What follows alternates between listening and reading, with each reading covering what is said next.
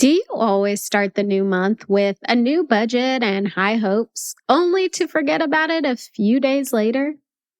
Is your problem sticking to the budget instead of creating it? Or maybe you have completely given up on the thought of a doable budget. If your current budget or budgeting process isn't working, it's probably time to give your old budget a makeover. In this episode, I'm sharing some powerful ways to revamp your budget and make it as effective as possible for you. Remember, a budget takes work, so commit to seeing it through, and it'll become second nature in no time.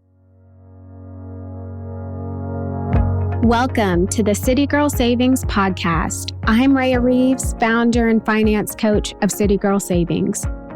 I turned my life around with budgeting many years ago, and now I'm on a mission to help others do the same. I fully believe that you can enjoy your life on a budget, and this weekly show will focus on the intersection of money and the city girl lifestyle. Join me every week along with some special guests as I share my experiences, advice, and guidance on navigating life and money as an experience-loving millennial.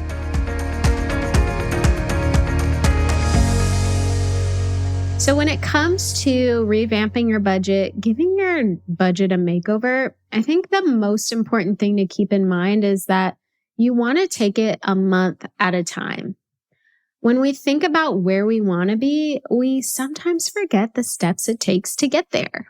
I am guilty of this myself. You focus on the destination and not the journey. And the same goes with the budget. So instead of creating a yearly budget or a budget that has no end date in sight, take it a month at a time. Every month is a new opportunity to start fresh. So start with a budget plan for the month ahead.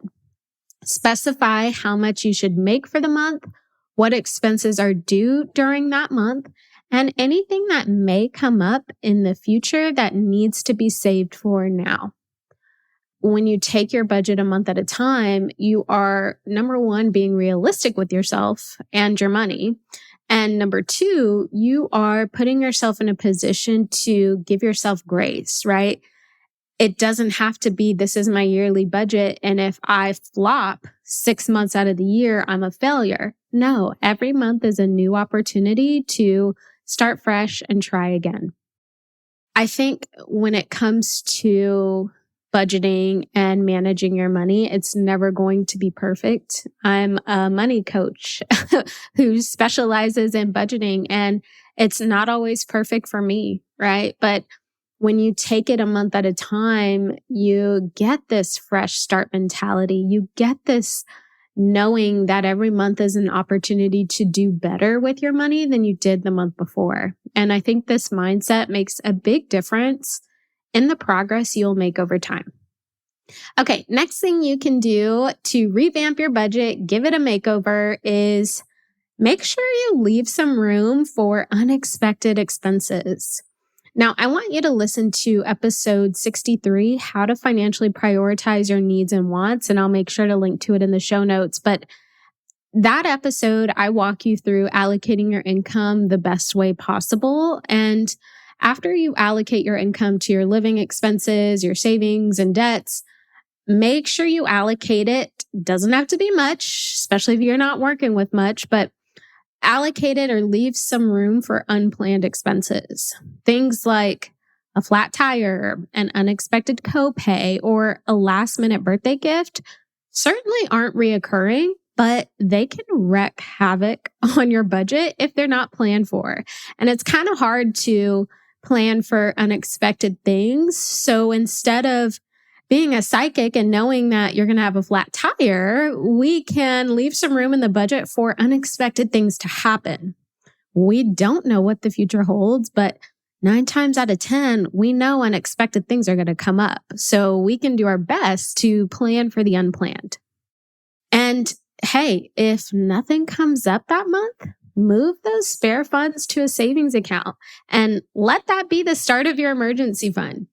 Now, me personally, I have a miscellaneous category in my budget, and I also have a close by savings. Each of those things, so the miscellaneous category and the close by savings, is designed to help me financially if something unexpected were to actually pop up. Next thing you can do to revamp your budget, give it a makeover, is have an additional plan for debt. I feel like this probably goes without saying, but I need to say it anyways. All of your debt payments absolutely need to be accounted for in your budget. Now, in addition to your minimum debt payments, you should have an additional plan for tackling those debts. I think having just enough, right? So paying just the minimum or allocating just the minimum in your budget toward your debts is not going to pay your balances off, especially if you are being charged interest. Those minimum payments are only going to cover the interest accrued that month, if that, right? Usually more interest is accrued than our monthly minimum payment even covers. So you'll have to start paying more than the minimum if you truly want to see those balances go down. Now, I think there are plenty of debt repayment strategies designed to help you pay off your debt as efficiently as possible.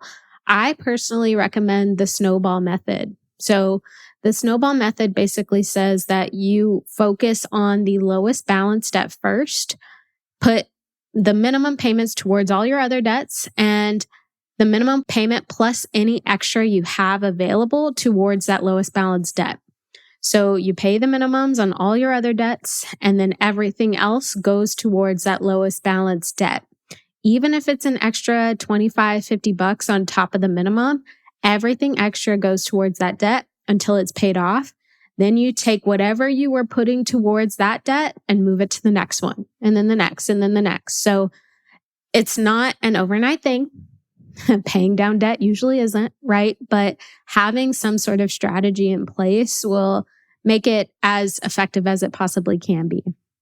Now, if you do have debt, you should have some sort of tracker or spreadsheet or way of organizing and managing the debts. So track your balances every month to see if they're going down. And if they are, fantastic. We're doing what we should be doing. If they're not, what can we do different so we can see those balances going down? Because at this point, you shouldn't be using credit cards. So if you are not using your credit cards, you're not using your debt, but you notice the balances are creeping up, it means that you're being charged much more interest than what you're paying through the minimums, and we have to change that. So, like I said, focus on one debt at a time and see where you can apply extra funds to the payments. I think your budget will be such a great resource for telling you how much extra you can actually afford to put toward your debts. So just make sure you know that number and you prioritize paying those debts down. Got a money question you want me to answer on the podcast? I'm starting a new segment on the show called City Girl Solutions, where I answer any questions you have for me. Money, business, life, you name it. Submit your questions at citygirlsavings.com/QA and get your question answered by me in a future episode. And did you know that we have so many free money resources on our blog, Instagram, and TikTok channels? Find us across the internet at City Girl Savings. All right, next thing you can do to give your budget a makeover, budget for fun. Okay, budget for fun. Please, please, please. I actually recorded an entire podcast episode about the importance of including fun in your budget. It's episode 17. I'll link to it in the show notes. But one of the main reasons why budgets fail or budgeting never seems to work or things seem to be forgotten is because the person's budget doesn't include any money to enjoy life with. When you fail to budget for fun, you are making the process of budgeting and saving a negative one, right? Like you are associating your budget with, I can't live my life, I can't do anything. And there's a misconception that if you have a budget, you can't have fun. That's actually far from the truth. What you need to do is budget for fun, right? Include fun in your budget. Realistically, of course, right? So realistically see how much you can afford to spend on shopping, dining out, or your monthly activities. Whether that amount is $20 or $200, just make sure you budget for it. And again, remember to be realistic.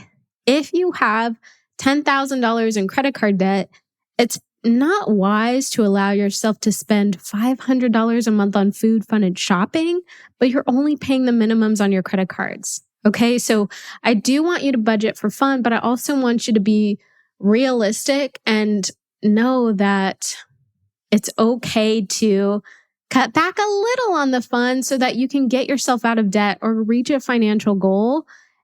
I promise you, there will be more time for fun later when that debt is done. Now, I know that cutting back your fun is probably not something you want to hear, but as a financial coach who is currently in your ear, I have to say it. Your present wants do not outweigh your future dreams and desires. I'm sorry, but they don't. Be okay with having fun on a little less so you can put more toward your goals or things that will help keep more money in your bank account in the future. All right, my final tip for you to give your budget a makeover is this. Keep your budget close. So when you are revamping your budget, when you are setting up this effective budget plan, I want you to always keep it close and refer to it often. I think another common reason why most people's budgets fail outside of forgetting the fun is they set the budget and then they forget about it. The budget is left in the dust and not to be thought about until the end of the month. Instead of doing that, I want you to have a plan to keep your budget close to you. So one thing you can do is email yourself a copy of your budget and have it saved on your phone and refer to that budget as often as you need to keep yourself in check and to remember how much you can afford to spend while you're out and about. It's also a great idea to keep tabs on your spending to make sure you're not actually exceeding your budget limits. So have your budget on your phone or track your spending in your phone and just compare it to the budget when you have a chance. But we want to make sure you're not exceeding the limits of the budget. Now, since most of your income should be allocated to things like bills, savings, and your other financial goals, if you do find yourself over budget in normal categories, question where that money is really coming from, right? So if you are spending more than what you plan to, are you using debt or are you pulling from savings? Really get to the root of what happens when you're over budget. And if you don't want to accumulate debt or if you don't want to take from your savings, do things to make sure that you're sticking to the budget. I think one thing, no matter how old I get, is I will always advocate for a budget. I think a budget is such a wonderful thing. It's such a useful tool, an amazing resource. It's fantastic to help you set yourself up for success. I think you can choose to let your budget be your guide, be the force that helps you make financial decisions. Let your budget help you. It's not there to hinder you. Open your eyes to all of the positive things that a budget can bring and don't let it make you feel restrained. I've said this before on the podcast, but if you don't like what your budget is saying, it's not the budget's fault. Okay. It's probably your income or your bills and expenses. Like that's really what you don't like. The budget is just bringing it to life. So your budget is not out there to hurt you. It's there to help you. Now, before I let you go, did you know that I actually create budget plans for my clients? If you need help with creating a budget or sticking to one or both, let me help you. You can learn more about my budget coaching and my budget plan creation services at citygirlsavings.com. And I will also make sure to link to it in the show notes. But if you need a custom, personalized, tailored plan that tells you what your money should be doing, I will happily create one for you. All right. Happy budgeting. Give that budget a makeover, especially as we move into a new month, a new year, and I will see you soon. Thank you so much for tuning into City Girl Savings today. I hope you feel empowered and inspired to master your money as you make your way to your dream life. Make sure you subscribe so you're the first to know when a new episode comes out. I truly value your thoughts and feedback, so please leave a review and let me know how this podcast has impacted you. Can't wait to chat soon and make it a great day.